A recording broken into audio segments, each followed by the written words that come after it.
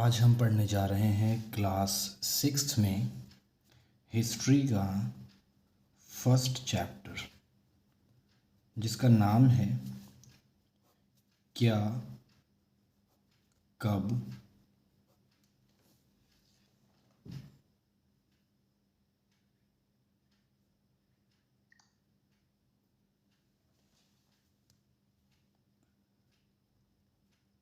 कहाँ और कैसे।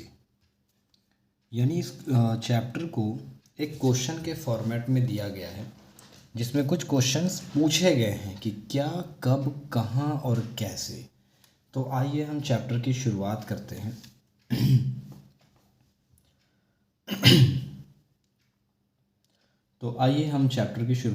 हैं। सबसे पहले यहाँ बताया गया है कि जो भी चीज़ें इतिहास में हुई हैं या पहले हुई हैं, उनके बारे में हमें जानकारी कैसे मिलेगी।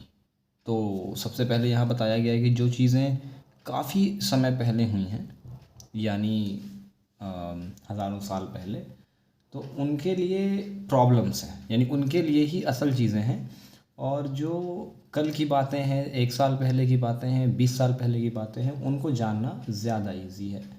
तो सबसे पहले यहाँ बात ये आती है कि हम अतीत के बारे में, अतीत यानी कि पास्ट, जो गुज़र चुका, अतीत के बारे में क्या चीज़ें हम जान सकते हैं, क्या क्या जान सकते हैं। तो सबसे पहली ये चीज़ आती है।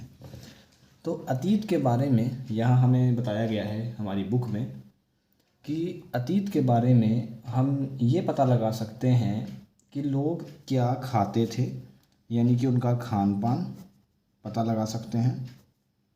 एक चीज़ हम ये पता लगा सकते हैं कि वह किस तरह के घरों में रहते थे, यानी कि रहन सहन जिसे हम कह सकते हैं, यानी वो रहते किस तरह थे। फिर इसमें आता है कि वो किस तरह के कार्य करते थे, यानी कि जीवन यापन के लिए, यानी अपना ज़िंदगी गुजारने के लिए किस तरह की चीज़ें वो करते थे, क्या काम फाइनेंशियली वो किया करते थे। इसके बाद ये है कि क्या खेल था या किस तरह की कहानियाँ थीं। ये चीज़ें हम इतिहास के बारे में जान सकते हैं। अगले टॉपिक में बुक में कहा गया है कि लोग कहाँ रहते थे, यानी कि एक अगला जो है पॉइंट रेज़ किया गया है कि हम रहते कहाँ थे। रहना ये कहाँ से स्टार्ट हुआ। तो अगर हम देखें, बुक के अकॉर्डिंग बताया गया है कि एक नदी है इंडिया में जिसका नाम है नर्मदा। ये नर्मदा नदी मध्य भारत में पड़ती है, मध्य भारत में इसकी लोकेशन है। और इस नदी में, ये नदी आज भी मौजूद है, सूखी नहीं है। और इस नदी के किनारे शुरुआती जो मनुष्य था वो इस नदी के किनारे बसा था, यानी भारत में जो जीवन की शुरुआत मानी जाती है वो नर्मदा नदी के किनारे से ही मानी जाती है। और कहा जाता है कि ऐसा कब हुआ, लाखों वर्ष पहले। यानी हमारे पास कोई फिक्स टाइम फ्रेम नहीं है, हमने इसका एक सिंपली कह दिया लाखों साल पहले ऐसा हुआ था। अब ये लोग करते क्या थे, ये थे संग्राहक, यानी कि ये जंगलों से चीज़ों को कलेक्ट करते थे और उनका प्रयोग करते थे। उन्हें हम संग्राहक कहते हैं। यानी जो जंगल थे आसपास, वहाँ से जो भी जड़ें थी, फल थी और जो जंगल के अलग अलग प्रोडक्ट्स थे, वो उसको शिकार करके जानवर वगैरह को लाते थे। इसके अलावा एक लोकेशन और है जिसमें हम ये कह सकते हैं कि कुछ 2 पहाड़ियाँ हैं। एक है किरथर की पहाड़ी और एक है सुलेमान की पहाड़ी। यानी कई सारी पहाड़ियाँ हैं, 2 नाम हैं इनके, एक किरथार की पहाड़ियाँ और सुलेमान की पहाड़ियाँ।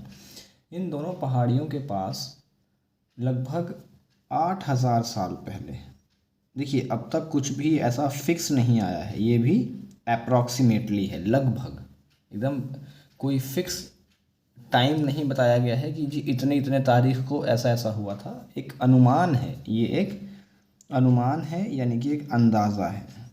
ठीक है, अब इसके बारे में हम आगे पढ़ेंगे कि अनुमान किस आधार पर लगाए गए हैं, इसके बारे में हम आगे पढ़ेंगे। तो यहाँ पर बताया गया है कि 8,000 साल पहले सबसे पहले जौ और गेहूँ, ये दो चीज़ें हैं जो अनाज हैं, एक तो जौ और गेहूँ, इनकी खेती सबसे पहले इन्हीं दोनों पहाड़ियों के पास में की गई थी। और यहाँ से एक काम और शुरू हुआ जो कि था जानवरों को पालतू बनाना, यानी कि पालतू जानवर, ये ऐसे हैं। तो पालतू जानवर यानी कि भेड़, बकरी, गाय, ऊँट, इस तरह के जो हमारे जानवर हैं उनको पालतू बनाया गया, ह्यूमन कंट्रोल में लाया गया। और ये काम 8,000 साल पहले हुआ। इसी के अलावा एक क्षेत्र और बताया गया है जो हमारा इंडिया है उसके उत्तर पूर्व में, यानी कि नॉर्थ ईस्ट में एक पहाड़ी है, उसका नाम है गारो की पहाड़ियाँ। और एक हमारा जो मध्य भारत है जो हमने यहाँ बताया था, तो मध्य भारत में एक पहाड़ी है विंध्याचल। इन दो पहाड़ियों के बारे में बताया जा रहा है, इसके बारे में और इसके बारे में, कि यहाँ पर दो चीज़ें हुई। यहाँ पर खेती की शुरुआत हुई एक चीज़, और खेती में भी क्या उगाया गया यहाँ पर, सबसे पहले चावल। यानी ये क्षेत्र गारो की पहाड़ियाँ और विंध्याचल की पहाड़ियाँ, यहाँ पर चावल की सबसे पहले खेतियाँ की गईं। ये दो काम यहाँ पर किए गए। इसके बाद आता है कि एक नदी और है हमारी, सिंधु नदी, और यहाँ पर एक शब्द आ रहा है सहायक नदी। मैं यहीं लिख देता हूँ, सहायक नदी। अब ये क्या होता है? हमारे इंडिया में और पूरे वर्ल्ड में बहुत सारी नदियाँ हैं, लेकिन नदियों का आप देखेंगे, यहाँ मैं समझाता हूँ आपको। एक होता है उद्गम क्षेत्र, उद्गम यानी जहाँ से नदियाँ निकलती हैं, और नदियाँ निकल करके पूरी बहती हुई एक सागर में जा मिलती हैं। तो हर नदी को ये कह सकते हैं आप, मौका नहीं मिलता कि वो जहाँ से स्टार्ट हुई है वहाँ से लेकर के सागर तक बहे। कुछ नदियाँ ऐसी होती हैं जो अपने उद्गम से निकलती हैं और किसी दूसरी नदी में आकर के मिल जाती हैं। तो इन नदियों को जो सागर में नहीं जाती बल्कि किसी दूसरी नदी में मिल जाती हैं, इन्हें हम सहायक नदियाँ कहते हैं। तो इस तरह से ये नदियाँ सहायक नदियाँ कहलाती हैं। तो सिंधु की सहायक नदियाँ हैं। सिंधु की सहायक नदियों के बारे में यहाँ बताया जा रहा है कि यहाँ पर 4700 ईयर्स एगो, ये भी एक अनुमान है, फिक्स डेट हमें इसकी भी नहीं। 47 ईयर्स एगो यहाँ पर किया गया कि कुछ नए नगर फले फूले, यानी कि कुछ नई सिटीज़ बसीं। और ये जो मोस्टली सिटीज़ थीं, ये सहायक नदियाँ और नदियों के किनारे बसी थी। उसकी एक वजह है, नॉर्मल सी ये है कि पानी जो है हमारी लाइफ का एक ऐसा पार्ट है जिसको आप स्किप नहीं कर सकते। पानी के बिना आप नहीं रह सकते, इसको नज़रअंदाज नहीं कर सकते। और पहले अब की तरह फैसिलिटीज़ नहीं थी कि हमने एक स्विच ऑन किया और पानी हमारे पास अवेलेबल है, थाउजेंड्स लीटर पानी अवेलेबल है। बट पहले ऐसा नहीं था, तो हम नदियों के किनारे बसना पसंद करते थे सो दैट हमें पानी ईज़िली अवेलेबल हो सके। इसलिए लोग नदियों के किनारे बसते थे और नदियों के किनारे ही ये शहर शुरुआत में बसे। इसी तरह गंगा और सोन नदियों के आसपास का जो क्षेत्र है, इसे मगध कहा गया। यानी एक नदी है हमारी गंगा और उसकी एक सहायक नदी है सोन।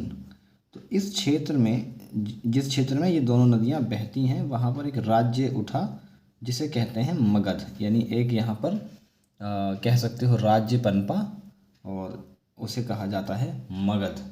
और इसके बारे में हम डिटेल में पढ़ेंगे और कई सालों तक इसके बारे में इतिहास में आता रहेगा। भारत का इतिहास मगध के बिना अधूरा है, तो इसके बारे में आपको बार बार पढ़ने का आपको मौका मिलता रहेगा। अभी हम डिटेल में नहीं जाते हैं, आगे बढ़ते हैं कि जो ट्रैवल था उस टाइम पर वो थोड़ा मुश्किल था। आप जानते होंगे आज की तरह फैसिलिटीज़ नहीं थी कि हमने फ़्लाइट ली, ट्रेन ली, बसेस ली, कैब ली और मेट्रो ली और हम फटाफट कहीं भी पहुंच गए। पहले ऐसा नहीं होता था, पहले हमें ट्रैवल करना पड़ता था और उस ट्रैवल में हमें बहुत सारी परेशानियां भी आती थीं। और आज भी हमारे यहाँ के लोग यात्रा करते हैं, पहले भी करते थे, और पहले थोड़ा डिफ़िकल्ट था। और जो यात्राएं हुई और जो लोग आए यहाँ इंडिया में, उससे होता ये है कि बाहर के लोगों का कल्चर हमें मिला और हमने कुछ नई बातें सीखी और कुछ उन्होंने सीखी, और इस तरह से जो है हमारा कल्चर जो है वो स्ट्रांग हुआ। एक यहाँ पर एक अगला टॉपिक है जिसमें बोला गया है देश का नाम। तो हमारा जो देश है इसको हम इंग्लिश में कहते हैं इंडिया। अगर आप देखेंगे बहुत सारे देश हैं, जैसे जापान है, अगर मैं एग्जांपल लूँ जापान का, तो जापान को हिंदी, इंग्लिश, उर्दू किसी भी भाषा में आप बोलो उसे जापान ही कहते हैं। इसी तरह चाइना है, चाइना को भी चाइना ही कहा जाता है। बट हमारे इंडिया के साथ एक एक्सेप्शन है, और एक दो कंट्री और होंगी ऐसी जिनके साथ ये अपवाद एक्सेप्शन है कि उनका भाषा बदलने से नाम बदल जाता है।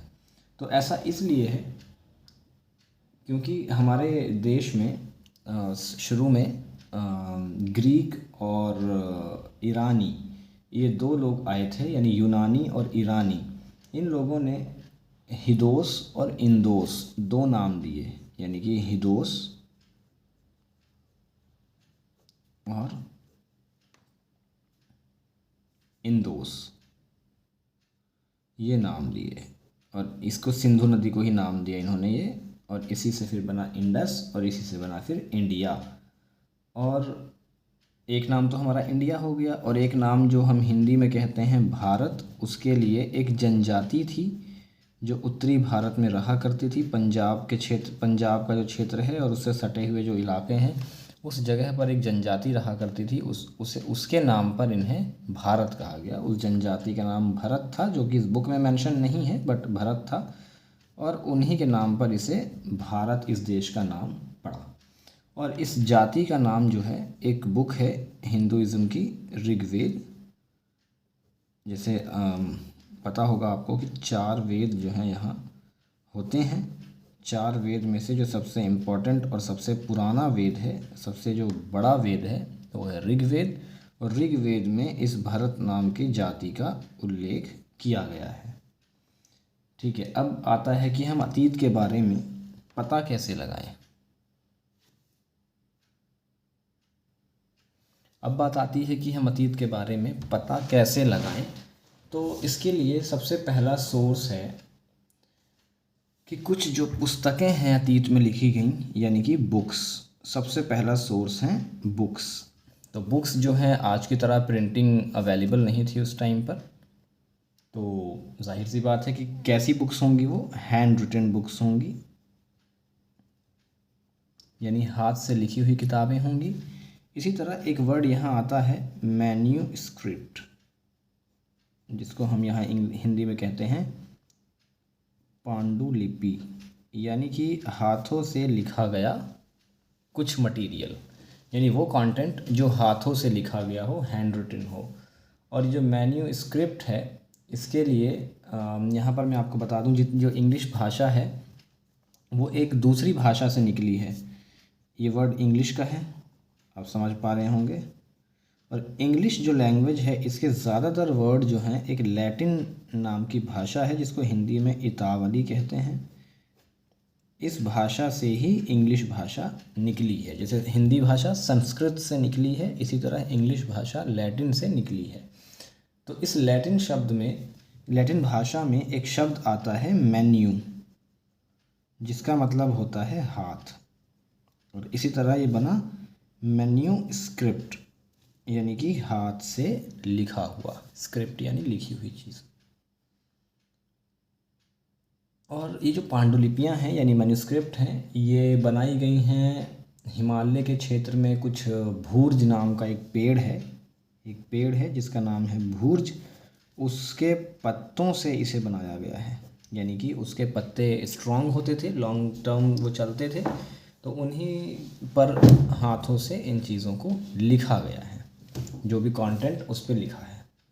इसके बाद है कुछ पांडुलिपियाँ जो हैं हमारी वेस्ट हो गई हैं, क्योंकि हज़ारों साल, सैकड़ों साल से वो पड़ी हैं एक जगह पर, उन्हें कीड़े खा गए या नेचुरली वो डिकम्पोज्ड हो गई, यानी सड़ गल गई। लेकिन अब भी कुछ जो है बाकी हैं। हमें मिलती कहाँ से हैं ये जो पांडुलिपियाँ की हम बात कर रहे हैं, ये मिलती कहाँ हैं? सबसे पहले ये हमें मिली हैं मंदिरों से और हमें मिली हैं विहारों से। अब एक क्वेश्चन यहाँ रेज होता है कि ये विहार क्या होते हैं। एक धर्म है बौद्ध धर्म, और आपने इसके बारे में सुना होगा।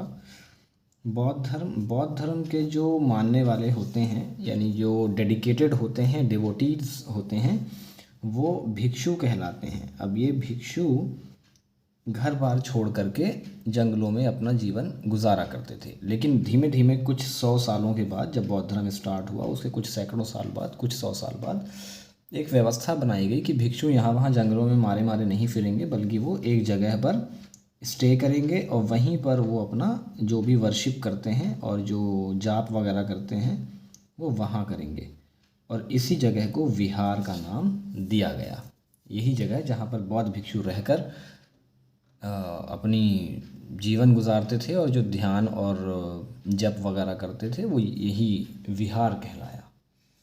इसके बाद जो है हमारे पास कुछ ऐसी बुक्स हैं जिनमें, मतलब जो हमारी पांडुलिपियां हैं उनमें मल्टीपल चीज़ें हैं, लाइक स्टोरीज़ हैं, पोएट्रीज़ हैं, और इसके अलावा कुछ मेडिसिन्स की भी बुक्स हैं, साइंस की भी बुक्स हैं। तो ये सब चीज़ें यहाँ पर अवेलेबल होती हैं। कुछ नाटक भी हैं, कुछ महाकाव्य यानी कि महाभारत और रामायण जैसी बड़ी किताबें भी हैं।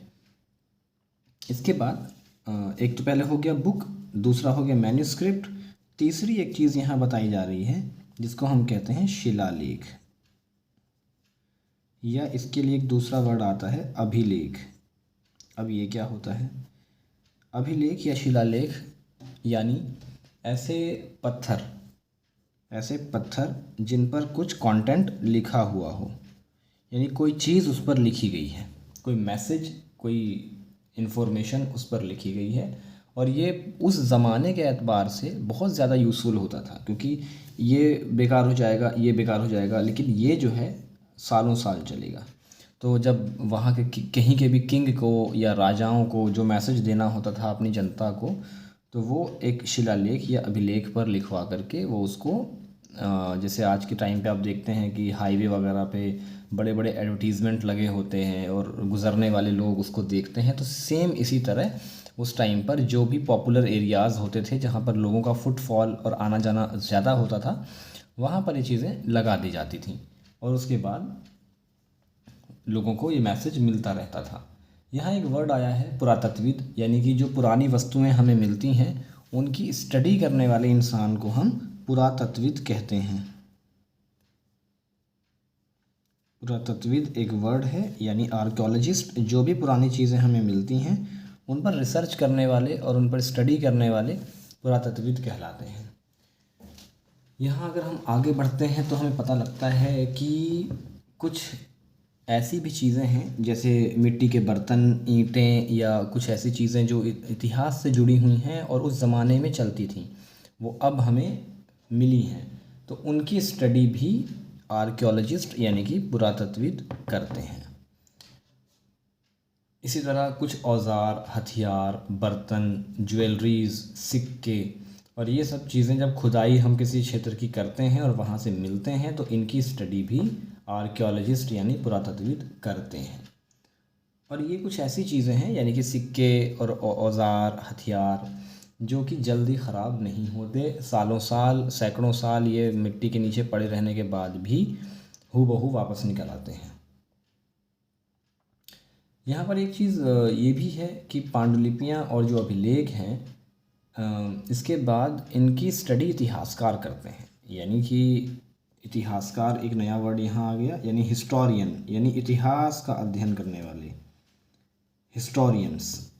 तो ये हिस्टोरियंस क्या करते हैं, जो भी चीज़ें हमें मिलती हैं यानी प्राप्त होती हैं खुदाई से या किसी भी बिल्डिंग वगैरह से, तो उसके एविडेंस को लेकर के वो स्टोरी बनाते हैं। फॉर एग्ज़ाम्पल जैसे हम बहुत सारे ऐसे शोज़ देखते हैं टीवी पर जिसमें दिखाते हैं कि पुलिस को, या कई मूवीज़ में हम ऐसा देखते हैं कि पुलिस को कुछ सुराग मिलते हैं, यानी कुछ एविडेंसेस मिलते हैं। ठीक है, कुछ एविडेंसेस मिलते हैं और पुलिस उन एविडेंस के बुनियाद पर जोड़ जोड़ कर एक स्टोरी जैसा क्रिएट करती है। यानी कि फॉर एग्ज़ाम्पल कोई पर्सन ए है, वो उस दिन मारा गया, तो उस दिन उसकी लड़ाई पर्सन बी से चल रही थी और पर्सन बी उस दिन कहाँ था। इस तरह की चीज़ें हम जोड़ते हैं और पुलिस और जो सीबीआई वगैरह होती है वो उससे पूरी स्टोरी बना लेती है, और उस पर जब वो रिसर्च करते हैं तो वो स्टोरी ऑलमोस्ट सच निकलती है। तो इसी तरह जो हमारे इतिहासकार हैं, इतिहासकार भी जो जो एविडेंसेस हमें मिलते हैं, जैसे कि बर्तन, हड्डियाँ, औजार, हथियार, कपड़े या इस तरह की चीज़ें, तो उससे जो प्राप्त चीज़ें हैं वो स्टोरी क्रिएट करते हैं और सबूतों के आधार पर एक अनुमान लगाते हैं, जो मैंने स्टार्टिंग में आपको समय का अनुमान बताया था। इसी तरह पूरी चीज़ों का अनुमान लगाते हैं। अब यहाँ एक क्वेश्चन दिया गया है, यानी कि एक टॉपिक ही है ये और क्वेश्चन के रूप में दिया गया है कि अतीत एक या अनेक। तो इन शॉर्ट मैं इसको बता दूं, ये इतना इम्पोर्टेंट नहीं है, बट बाय द वे मैं इसको समझा दूंगा आपको। इसमें ये है कि एक टाइम पर, जैसे आज का अगर आप ले लें, अभी हम 21वीं शताब्दी में रह रहे हैं, यानी 21st सेंचुरी में रह रहे हैं। आज भी मल्टीपल टाइप के लोग हैं, यानी एक एकदम जो हैं वो रिच लोग हैं जो मिलियन बिलियन में डील कर रहे हैं। फिर एक एकदम पुअर लोग हैं जो जिनके पास खाने को भी अवेलेबल नहीं है। एक मिडिल क्लास लोग हैं जो कि जिनके पास चीज़ें हैं भी और कुछ चीज़ें नहीं भी हैं। फिर इनमें भी मल्टीपल चीज़ें हैं, कुछ लॉयर्स हैं, कुछ डॉक्टर्स हैं, कुछ टीचर हैं, कुछ ड्राइवर्स हैं। तो सबका अपना अपना एक तरीका है, सबकी अपनी अपनी एक लाइफ है। तो जब आप अगर आप मिडिल क्लास के बारे में पढ़ रहे हैं और एक वहाँ पर लॉयर है और एक डॉक्टर है, तो इन दोनों की लाइफ आपस में एकदम डिफरेंट होगी। इनका तरीका, इनकी प्रॉब्लम्स, इनके चैलेंजेस बिल्कुल डिफरेंट होंगे। तो इसी तरह इतिहास भी हमारा अलग अलग हो सकता है। एक ही समय पर रहने वाले लोग अलग अलग प्रॉब्लम से जो है वाबस्ता हो सकते हैं। एक लास्ट इसमें जो टॉपिक है जो कि बहुत इम्पॉर्टेंट है, और जब मैं फ़िज़िकली टीचिंग करता हूँ, जब मैं फ़ेस टू फेस पढ़ाता हूँ, तो मैं इस चीज़ को हिस्ट्री के पहले मतलब सेशन में ही इंक्लूड करता हूँ। यानी डेट के रिगार्डिंग ये एक पॉइंट है। यानी जो भी हम डेट, जैसे अभी हमारे यहाँ 2023 चल रहा है, तो इससे पीछे 2022 था, उससे पीछे उससे पीछे उससे पीछे, कभी तो हम जा कर के 1 पर पहुँचेंगे और 1 के बाद हम 0 पर पहुँचेंगे। तो उससे पहले क्या था, तो इसको आप कुछ इस तरह समझ सकते हैं, मैं आपको बताता हूँ। एक लाइन ये आप समझ लीजिए कि आप अभी यहाँ हैं, ये लाइन अभी बहुत दूर तक जाएगी और हम अभी 2023 पर हैं, और 2023 से पीछे आएंगे 100 साल पीछे 1923 होगा, उससे पीछे आएंगे 1823 होगा। तो इसी तरह ये एंड होते होते एक बार 1 पर पहुंच जाएगा, फिर आ जाएंगे हम 0 पर, यानी कि स्टार्टिंग पर। तो क्या उससे पहले कुछ नहीं था? ऐसा नहीं है, उससे पहले भी दुनिया थी, उससे पहले भी इंसान यहाँ रहते थे। लेकिन क्योंकि हमें स्टडी करनी है और हमें चीज़ों को कैलकुलेट करना है, तो हमें उसको एक प्रॉपर वे में कहीं से तो स्टार्टिंग पॉइंट हमें मानना पड़ेगा, कोई तो स्टार्टिंग पॉइंट होगा। तो पूरी दुनिया में जो स्टार्टिंग पॉइंट माना जाता है वो एक धर्म है, ईसाई धर्म।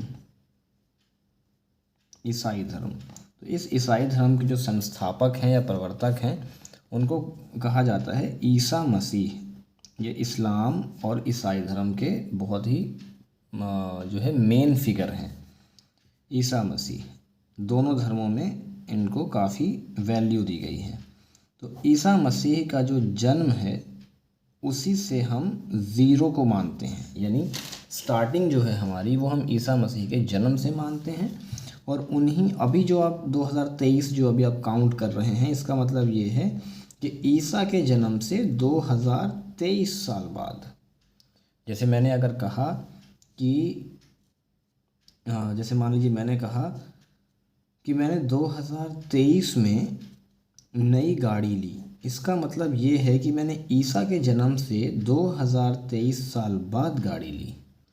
लेकिन ये इतना टफ है, मतलब ऐसा बोलना लंबा पड़ेगा, तो इसलिए हम इसको शॉर्टकट में कहते हैं कि 2023 में ली। अब इससे पहले अगर कुछ हुआ है, फॉर एग्ज़ाम्पल मान लीजिए किसी शख्स ने, कोई राजा है, उसने कोई लड़ाई की है, जंग की है, वॉर की है, और वो करी है ईसा के जन्म से 50 साल पहले, तो वो क्या बोलेगा? वो कहेगा 50 ईसा पूर्व, यानी ईसा के जन्म से 50 साल पहले। इसको इंग्लिश में हम कहते हैं बिफोर क्राइस्ट, क्योंकि इनको इंग्लिश में जीसस क्राइस्ट कहा जाता है, तो इसीलिए बिफोर क्राइस्ट। यानी जैसे अगर हम बताएं कि बौद्ध धर्म, तो बौद्ध धर्म जो है 600 ईसा पूर्व, यानी 600 बिफोर क्राइस्ट ये आया था। ये एक अनुमान है, और जो एग्जैक्ट डेट है वो आगे चैप्टर्स में हम आपको पढ़ाएंगे। यहाँ अपने हम चैप्टर को ख़त्म करते हैं। इससे रिलेटेड आपके पास कोई भी डाउट हो आप हमें कमेंट में दे सकते हैं। Thank you so much.